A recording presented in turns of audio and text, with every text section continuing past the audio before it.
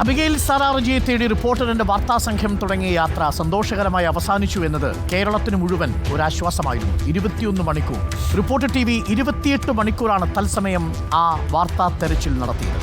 നമുക്കൊപ്പം Abigail Sarah റജിയുണ്ട്. Abigail Sarah റജിയുടെ സഹോദരൻ ജോനാഥനുണ്ട്. Abigail Sarah റജിയുടെ അച്ഛൻ റിജിയുണ്ട്. ഒപ്പം സിജിയുണ്ട്. എല്ലാവർക്കും സ്വാഗതം. നമസ്കാരം. അബിഗെയിൽ സാറാ റജി, അബിഗെയിൽ ഏത് ക്ലാസ്സിലാണ് ഇപ്പോൾ മോള് പഠിക്കുന്നത്? സെക്കൻഡ് സ്റ്റാൻഡേർഡിലാണ് പഠിക്കുന്നത്. സ്കൂൾ ഏതാ?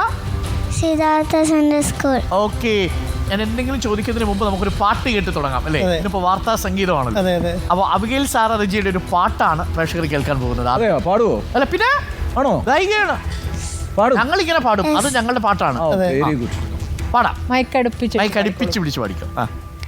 പൂവുകൾ തെണ്ടും പൂമ്പാറ്റ, പൂമ്പൊടി പൂശും പൂമ്പാറ്റ, പൂന്തേനുണ്ണും പൂമ്പാറ്റ, പൂവിൽ മയങ്ങും പൂമ്പാറ്റ, എന്തു വെളിച്ചം പൂമ്പാറ്റേ, എന്തു തെളിച്ചം പൂമ്പാറ്റേ, മുങ്ങാം പൊങ്ങാം കുളിനിഴലേ, നീന്താമറിയാം പൊൻവേലിൽ, ഒന്ന് തൊടട്ടെ നിൻചിറകിൽ, നിന്നു തരാമോ നിന്നരികിൽ,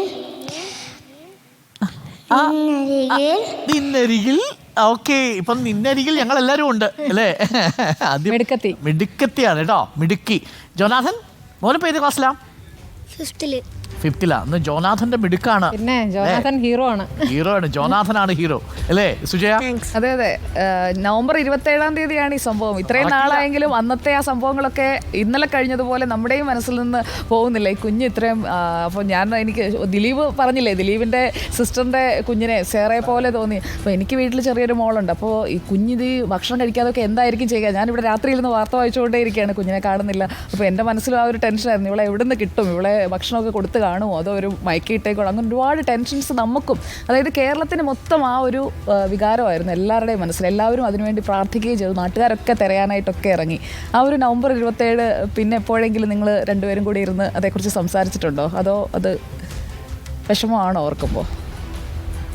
തീർച്ചയായിട്ടും ആദ്യമായിട്ട് റിപ്പോർട്ടർ ചാനൽ 13 വർഷം പിന്നിട്ട് 14 വർഷത്തിലേക്ക് പ്രവേശിക്കുകയാണ്. ഈ ഒരു പ്രോഗ്രാമിൽ ഞങ്ങളുടെ കുടുംബത്തെ ക്ഷണിച്ചതിൽ ആദ്യമായുള്ള സന്തോഷം അറിയിക്കുന്നു. അതോടൊപ്പം ചാനലിനോടുള്ള എല്ലാ ആശംസകളും നേരുന്നു. തീർച്ചയായിട്ടും ചോദിച്ചതുപോലെ തിരിഞ്ഞു നോക്കുമ്പോൾ ഒരു ആളലാണ് ഇപ്പോഴും മാറിയിട്ടില്ല. പലപ്പോഴും ഞങ്ങൾ പലയിടങ്ങളിലും ചെല്ലുമ്പോഴും ഞങ്ങളോട് ചോദിക്കുന്നത് അബിഗെയിലിൻ്റെ പപ്പയല്ലേ. പ്രത്യേകിച്ച് ഞങ്ങൾ ഹോസ്പിറ്റൽ ഫീൽഡിലാണ്, ഞങ്ങൾ രണ്ടുപേരും സ്റ്റാഫ് നഴ്സുമാരാണ്.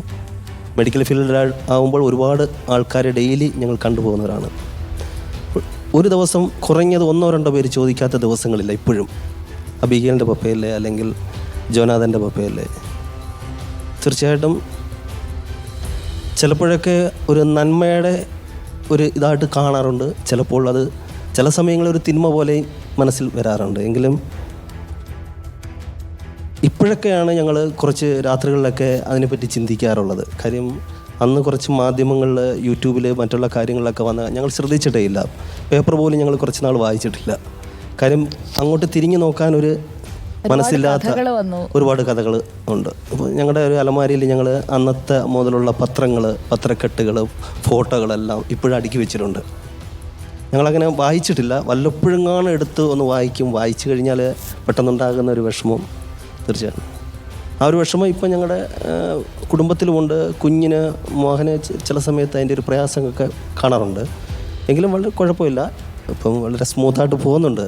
തീർച്ചയായിട്ടും സിജിയോട് ചോദിക്കാനുള്ളത്, സിജി അന്നിപ്പോൾ ഒരു കുടുംബം തന്നെ തട്ടിക്കൊണ്ടുപോകാൻ നിൽക്കുക എന്നൊക്കെ പറയുന്നത് നമ്മൾ കേരളത്തിൽ കേൾക്കാത്തൊരു കാര്യമാണ് അല്ലേ? തട്ടിക്കൊണ്ടുപോകുന്ന ഒരു സംഘം ഒക്കെ പ്രവർത്തിക്കുന്നതെന്നല്ല, ഇതൊരു കുടുംബമായിട്ട് തന്നെ ആ വീട് എന്ന് വെച്ചൊരു വലിയ വീട്, ആ വീടിനുള്ളിൽ ഇങ്ങനെ ഒരു ഗൂഢാലോചന നടക്കുന്ന അറിയില്ല. അതൊക്കെ കൂടെ ഭയങ്കര നിഗൂഢതയായിരുന്നു.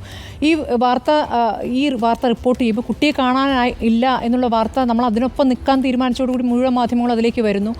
അന്നത്തെ ദിവസം വീടിനകത്ത് സിജി കരയുന്ന ദൃശ്യങ്ങൾ നമ്മൾ കാണുന്നുണ്ട്.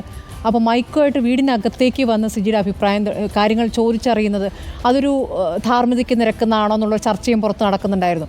അങ്ങനെയാണോ മാധ്യമപ്രവർത്തകർ ചെയ്യേണ്ടതെന്ന്. പക്ഷേ നിങ്ങൾക്കൊപ്പം അതേ ആശങ്ക ഞങ്ങളും പങ്കുവെക്കുകയായിരുന്നു. അതിൽ മറ്റ് കാര്യങ്ങൾ വീട്ടിനകത്ത് കയറാമോ, അങ്ങനെ ഒരാളുടെ വീടിനകത്ത് കയറി മൈക്ക് കൊണ്ടുപോകാമോ, അത്തരം കാര്യങ്ങളിലേക്കല്ല പോയത്. ആ കുട്ടിയെ കിട്ടുക എന്നുള്ളതും നിങ്ങൾ എന്താണ് ഭയക്കുന്നത് എന്നുള്ള കാര്യങ്ങളൊക്കെ അറിയാനാണ്.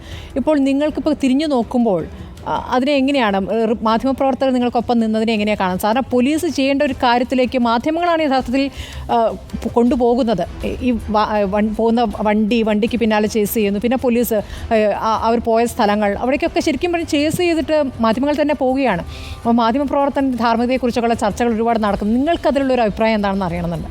കേരളത്തെ മുഴുവൻ തെരുവിലിറക്കി. അതെ മുഴുവൻ എല്ലാവരും കാത്തുക കുട്ടി എവിടെയെന്നുള്ളത് തന്നെയാണ്. മാധ്യമങ്ങളുടെ സപ്പോർട്ട് ഒന്ന് വലുതെന്ന് തന്നെയാണ്. അവർ കൂടുതലും കുഞ്ഞിനെ കിട്ടാനുള്ള കാരണം മാധ്യമങ്ങളുടെ സപ്പോർട്ട് കൊണ്ട് തന്നെയാണ്. കാരണം അന്ന് തന്നെ നമുക്ക് ആ എല്ലാവരും ഷെയർ ചെയ്തുകൊണ്ട് മാധ്യമങ്ങളിൽ വന്നതുകൊണ്ട് കേരളം മൊത്തം അത് ഏറ്റെടുത്തു. അല്ലെങ്കിൽ കുറച്ച് ഏരിയയിൽ മാത്രം അത് ഒതുങ്ങി എന്നേനെ. ഇപ്പോൾ മാധ്യമങ്ങളിൽ വന്നപ്പോഴത്തേക്ക് കേരളം മൊത്തം ഏറ്റെടുത്തു. കുഞ്ഞിന് വേണ്ടി എല്ലാവരും പ്രാർത്ഥിച്ചു, എല്ലാവരും അതിനുവേണ്ടി സപ്പോർട്ട് ചെയ്തു. കേരളം മൊത്തം അതിനുവേണ്ടി ഇറങ്ങി. അതുകൊണ്ട് കുഞ്ഞിനെ ഒരു പോറൽ പോലും അവർക്ക് വെളിയിലോട്ട് കൊണ്ടുപോകാൻ കഴിഞ്ഞില്ല. എല്ലാവരും അത് സപ്പോർട്ട് ചെയ്തതായിട്ട് തോന്നി. മാധ്യമങ്ങൾ നല്ലൊരു കാര്യമാണ് ചെയ്തത്.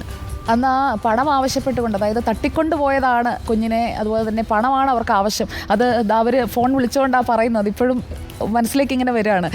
അപ്പോൾ കൂടെ എന്താ അവർ പറഞ്ഞെന്ന് അവിടെയുള്ള ആളുകളൊക്കെ ചോദിക്കുകയാണ്. അപ്പം കുഞ്ഞിനെ കിട്ടുമോ, തരാമെന്ന് പറഞ്ഞോ? അപ്പോൾ ആ ഒരു സമയത്ത് ശരിക്കും അടുത്ത ബന്ധുക്കളെക്കാൾ കൂടുതൽ ഒരുപാട് മനുഷ്യർ, അല്ലേ, നാട്ടുകാർ, എവിടെ നിന്നൊക്കെയോ മനുഷ്യർ വന്ന രാത്രിയൊക്കെ തിരയുകയാണ്. പാതിരാത്രി 2 മണിക്കും 3 മണിക്കും കാട് പിടിച്ച് കിടക്കുന്ന സ്ഥലങ്ങളിലും എല്ലാം പോയി.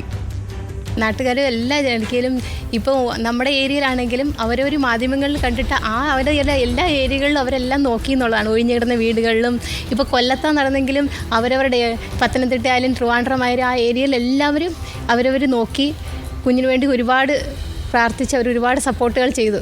റിജി, ഈ സംഭവത്തിന് ശേഷമേ മാധ്യമങ്ങളൊക്കെ ഇടപെട്ടു. ഒരു സംസ്ഥാനം മുഴുവൻ, ഒരു സമൂഹം മുഴുവൻ അബിയെ തെരയാൻ വേണ്ടിയിട്ട് രാത്രിയിൽ ഉണർന്നിരുന്നു. ഈ മനുഷ്യരിലൊക്കെയുള്ള വിശ്വാസം കൂടിയോ അബി അതിനുശേഷം? തീർച്ചയായിട്ടും അതിനകത്ത് ഒരു കാര്യം മനസ്സിലാക്കേണ്ടത്, നമ്മൾ പറയാറുണ്ട് വെള്ളപ്പൊക്കം ഫ്ലഡുണ്ടായ സമയത്ത് നമ്മൾ എങ്ങനെയാണ് ഒരുമിച്ചതെന്നുള്ളത്. തീർച്ചയായിട്ടും അതിനുശേഷം കേരളക്കര ഒരുമിച്ച ഒരു സംഭവം എന്ന് പറയുന്നത് ഇതാണ്. അതിൽ മാഡം പറഞ്ഞതുപോലെ മാധ്യമം എന്താണ് ചെയ്യേണ്ടത് അവർ വ്യക്തമായിട്ട് ചെയ്തു. പക്ഷെ ഞാൻ ഇപ്പോഴും നിങ്ങൾക്കെല്ലാവർക്കും അറിയാം, ചില പ്രത്യാരോപണങ്ങൾ ഞാൻ നേരിടേണ്ടി വന്നു. ഒരു ട്രോമ സ്റ്റേജിലൂടെ കടന്നു പോകുമ്പോൾ എനിക്ക് നേരെ ഉണ്ടായ ആക്രമണങ്ങൾ. കാര്യം കുഞ്ഞിനെ കിട്ടുന്നതിന് മുന്നേയും എന്നെ ആക്രമിച്ചു. കുഞ്ഞിനെ കിട്ടിക്കഴിഞ്ഞതിന് ശേഷവും പ്രതികളെ കിട്ടുന്നത് വരെ അത് എല്ലാ മാധ്യമങ്ങളും ഇല്ല. അത് നിങ്ങൾക്കും അറിയാം, എല്ലാവർക്കും അറിയാം. പ്രത്യേകിച്ച് എനിക്ക് ഏറ്റവും കൂടുതൽ സന്തോഷവും അഭിനന്ദനവും അറിയിക്കുന്നത് നമ്മുടെ ദിലീപിനോടാണ്, കൊല്ലം റിപ്പോർട്ടർ ദിലീപിനോട്. കാര്യം ദിലീപ് എന്നെ വന്ന് കണ്ട് സംസാരിക്കുമ്പോൾ ദിലീപ് എൻ്റെ കൂടെ ഒറ്റ കാര്യമേ ചോദിച്ചുള്ളൂ, റജി നിൻ്റെ ഭാഗത്തു നിന്ന് എന്തെങ്കിലും മിസ്റ്റേക്കോ, നിൻ്റെ ജീവിതത്തിൽ എന്തെങ്കിലും അങ്ങനെ ഉണ്ടോ എന്നുള്ളത്. ഞാൻ പറഞ്ഞത് ദിലീപ് എൻ്റെ ജീവിതത്തിൽ അങ്ങനെ ഇല്ല, ഒന്നും ഉണ്ടായിട്ടില്ല. പക്ഷെ ആ ഒരു വാക്ക് ദിലീപ് അതിൻ്റെ എൻ്റെ ടൈം വരെയും ആ ഒരു വാക്കിൽ നിന്നു എന്നുള്ളത്. അതാണ് ഒരു വ്യക്തിക്കുണ്ടാകുന്നൊരു വിശ്വാസമാണ്. ആ വിശ്വാസം ദിലീപ് കാത്തു എന്നുള്ളതാണ് റിപ്പോർട്ടർ ചാനലിനോട് ഞാൻ എന്നും കടപ്പെട്ടിരിക്കുന്നത്. റജി, അതിനുശേഷം പല സോഴ്സുകളിൽ നിന്നും നമുക്ക് സമ്മർദ്ദങ്ങളുണ്ടായി. റജിയെക്കുറിച്ചുള്ള വാർത്തകൾ വരുമ്പോൾ ആ രീതിയിലേക്ക്, ആംഗിളിലേക്ക് വാർത്ത തിരിക്കണം. പക്ഷേ ഞങ്ങൾ ആകെ ഒരൊറ്റ റിപ്പോർട്ടറിലേ വിശ്വസിച്ചുള്ളൂ, അത് ദിലീപിലാണ് വിശ്വസിച്ചത്. കാര്യം ദിലീപ് റജിയോട് ചോദിച്ചുറപ്പുവരുത്തി എന്നതിൻ്റെ ഉറപ്പിലാണ് നമ്മൾ അവസാന നിമിഷം വരെയും ഇത് റജിയിലേക്ക് തിരിയേണ്ട വാർത്തയല്ല, അബിഗയിലിനെ തട്ടിക്കൊണ്ടുപോയവരിലേക്ക് തിരിയണമെന്ന് തീരുമാനിച്ചത്.